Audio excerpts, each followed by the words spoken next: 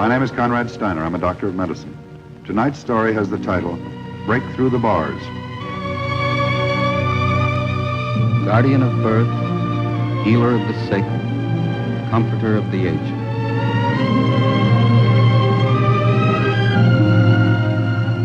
To the profession of medicine, to the men and women who labor in its cause, this story is dedicated.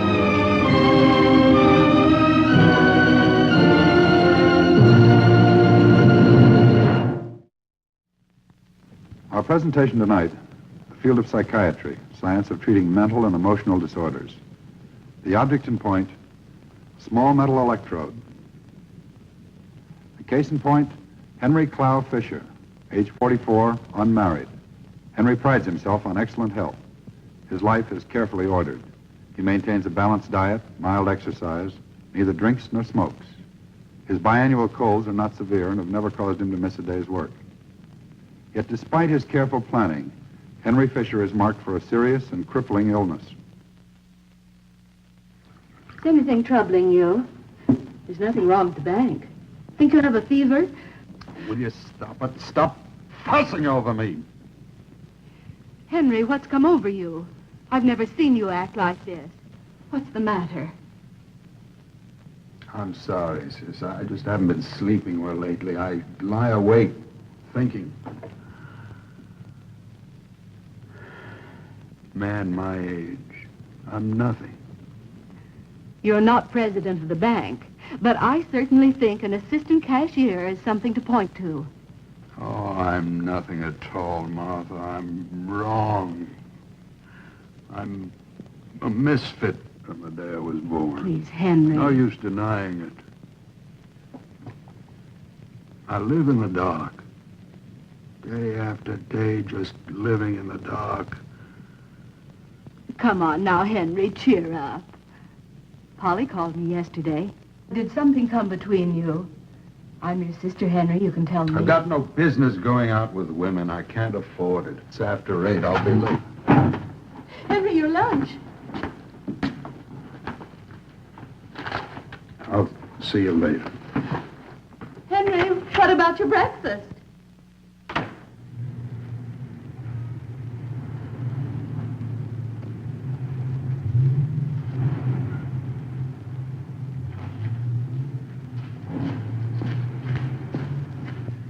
Good morning, Mr. Lombardo.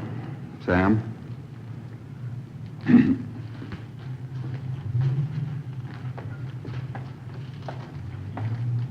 I'm sorry I'm late. I was delayed.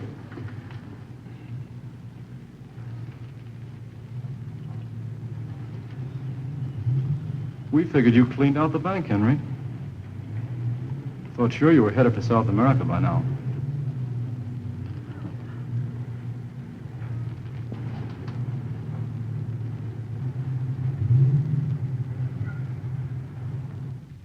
See, this town when housing was hotter. Gotta look ahead to get someplace in life. This is where the future's gonna be. You can take it from me. Well, we've got to take it from the facts, Mr. Liggett, but the plan certainly looks sound. Sound as a dollar. Pre-war dollar, that is. Well, I'll get back to you tomorrow. Thank you. Bye.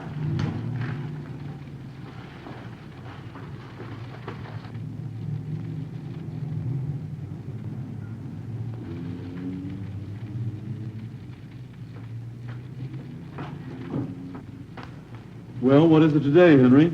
Deviled egg or tuna fish? I haven't looked yet. Say, want to come along with me? Going down to the flesh pots. Flesh pots? You know, down the street. The Blue Moon. Good-looking girls. Nice bar. You know how Mr. Lombardo feels about drinking on lunch hour. That's why chlorophyll was born. I've better things to do with my money than to throw it around in bars. Henry, my boy, the trouble with you is you eat too many dry sandwiches.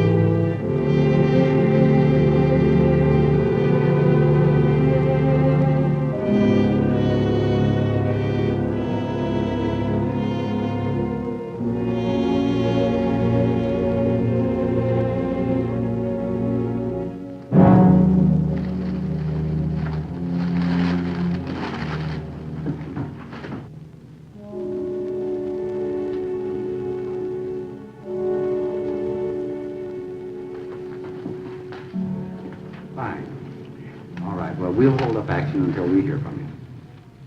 Thank you. Mr. Lombardo, the Liggett subdivision.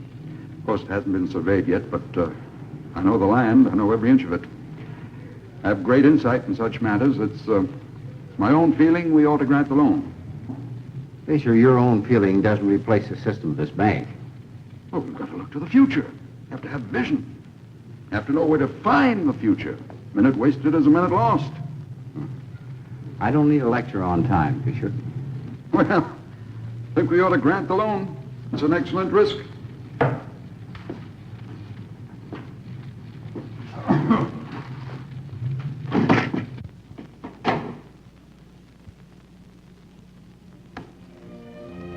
Bartender?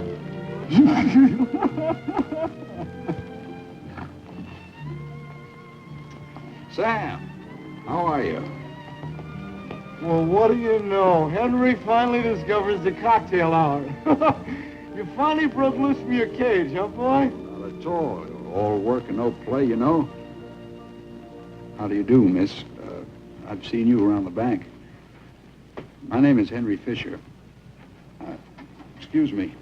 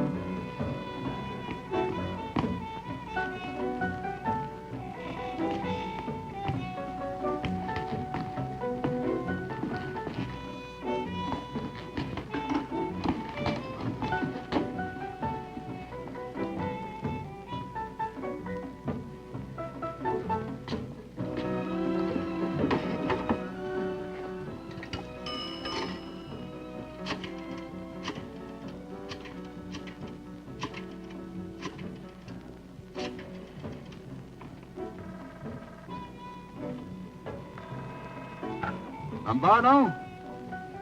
Henry Fisher on this end, Lombardo. Fisher?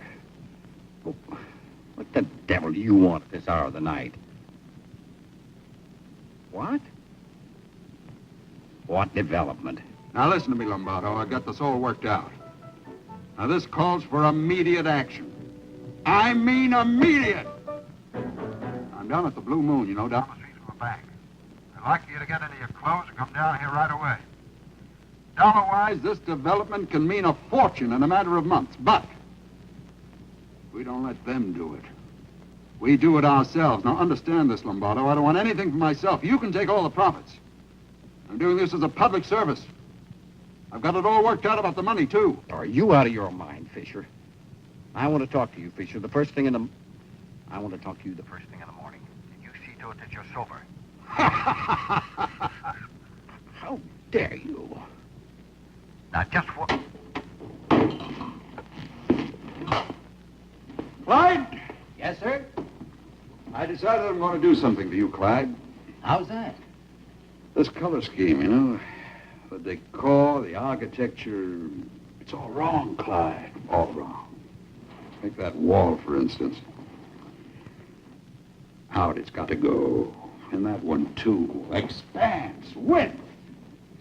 No. Bigness! That's what this place needs. Feeling of bigness! I'll design it for you myself. I'll be no charge, Clyde. I like you. We'll talk about it as soon as I get back. I have to go down the street, see a gentleman about some very important negotiations. About a uranium mine. Will you excuse me, Clyde, please? Yeah, sure, Mr. Fisher. Go ahead. I'll be back in a few minutes.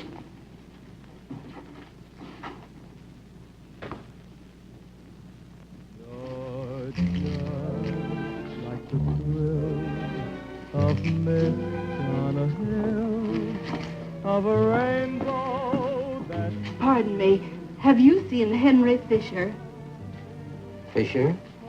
You his wife? Sister. Down there. Oh, my darling, you're second to none. Glad you showed up. I was going to call the cops. I've been trying to close up here, and he won't go home. Started off buying drinks for all the customers. That's fine. But then he started bothering them, arguing. Then he got to telling me how to mix my drinks. He's been running in and out of here all night. First, he had to go see a man about a uranium mine. Then he had to go down to the city hall to talk to the mayor. Henry isn't used to drinking. He ain't been drinking, lady. Only 2 plain glasses of ginger ale all night. That's all he's had. Henry, Martha, how are you? Mr. Lombardo called me Henry. Oh, I presume he wants to apologize. Well, we'll just keep him dangling a little while. Teach him a lesson. Come on, Martha, let's dance. Oh, Henry, I think we'd better go home. Well, I don't want to reserve this space every night. I'll send you a check. Okay, only I think I'd rather have cash. Why, I'll buy this place. I'll have you first. Please, Henry, we're leaving right away. Don't argue with him, Martha. Pay him anything he asks. Listen. Of a meadow that glitters Beautiful like song. gold. You know who wrote it? Neither do I. But I sent him a check through the record company. I believe in fostering creative talent. Henry, It's very intriguing. I think I'll buy it. Henry, I have to see Dr. Paley tonight. I need some more of my medicine. Could we drop by the hospital, Henry? Hospital. Comfort the sick. Huh? I'm going to do something for sick people. Something quick for the sick. Would you do me a favor, Henry?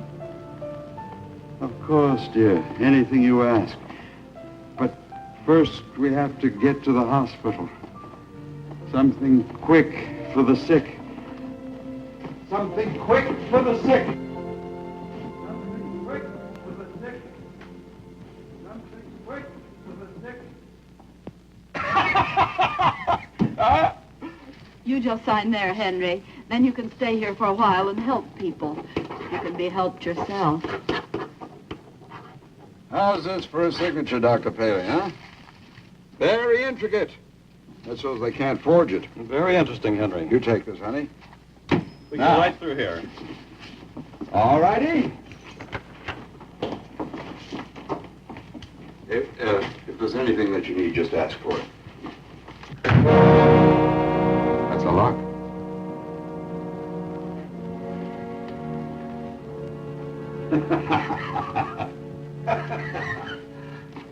Down at the bank, we've got time locks. See that they put time locks on all these doors. He's in 214. Thank you. This is your room, Henry. Fine, fine. Have this bed removed, would you please? There isn't going to be any time for sleeping. When I start reorganizing around here, there'll be no time for sleep. Well, let's get moving. How many people do we have here? Oh, bring them all out. I want to talk to them all.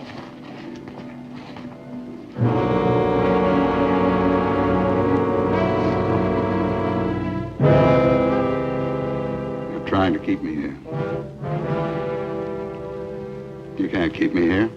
It's for your own good, Henry. You did this. Do what they say, Henry. You betrayed me!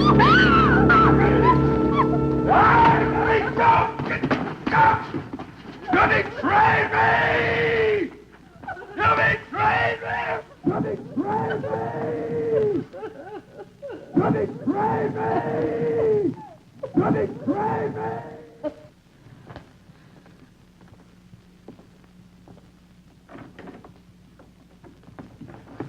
This is Dr. James Barth, Martha. He's a psychiatrist. Dr. Barth wants to ask you a few questions about Henry. If you'll excuse me, please, I have a call to make. I'll look in and see you later, Martha. Won't you sit down, Miss Fisher? I don't know what to say, Doctor. There was never anything like this in the family.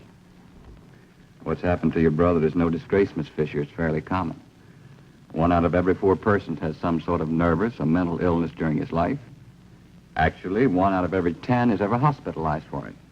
But he is insane, isn't he? That's illegal, not a medical term.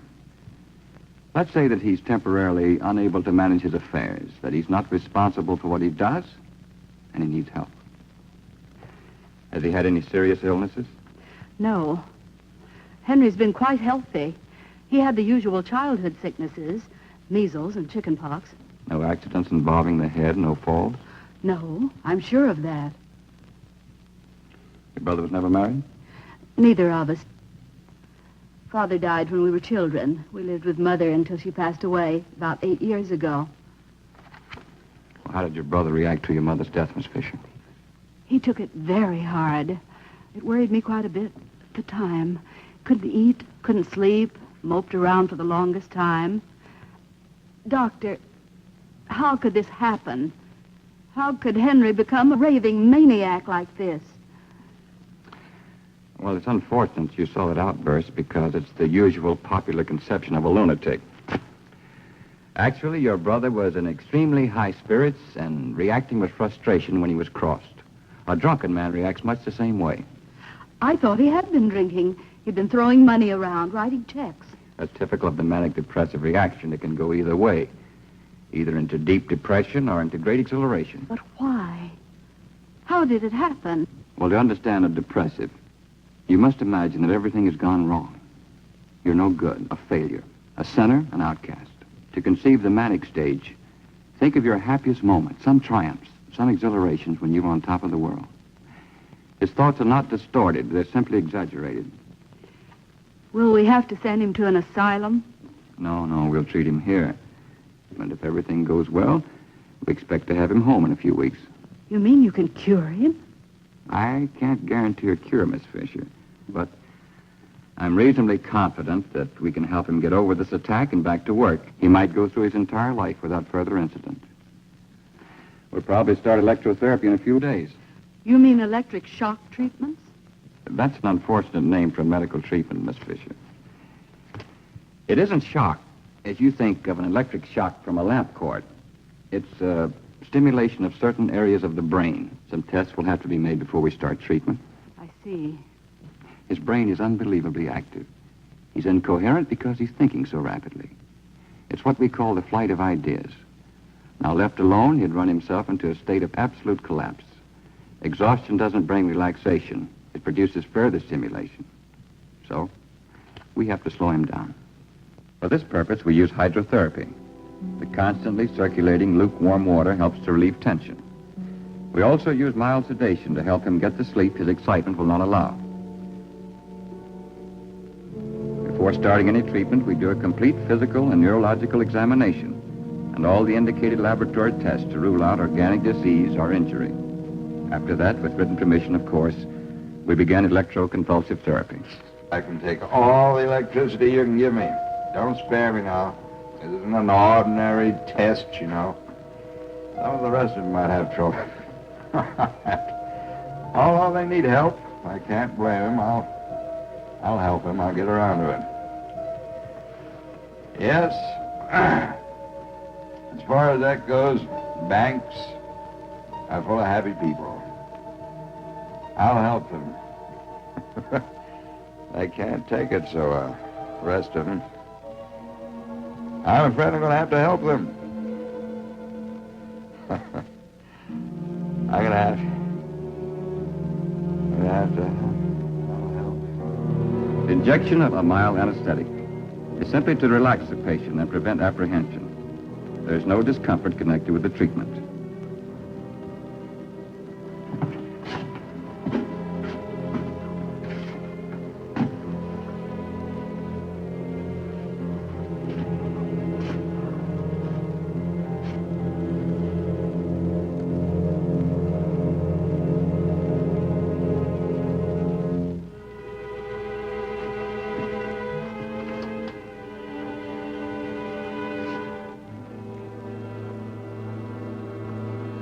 A current of very low intensity, measured in thousandths of an ampere, is applied to the temporal area.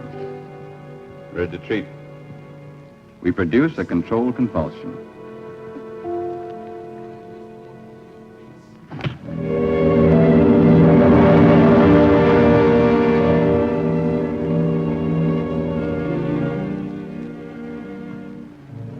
It's likely that after 10 to 20 treatments, the patient will be discharged from the hospital. He will probably return for additional treatments on an outpatient basis. He will also receive further supportive psychotherapy.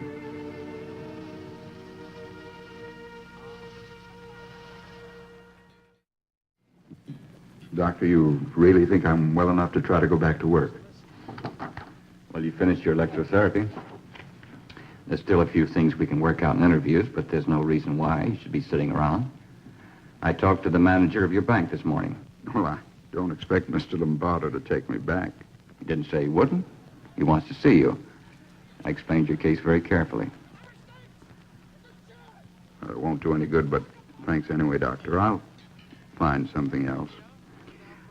I'll watch myself, try not to get excited. Henry, don't watch yourself. Go out and live your life. Enjoy it. Believe in yourself. You're just as good as the next man. I don't think you'll have a bit of trouble.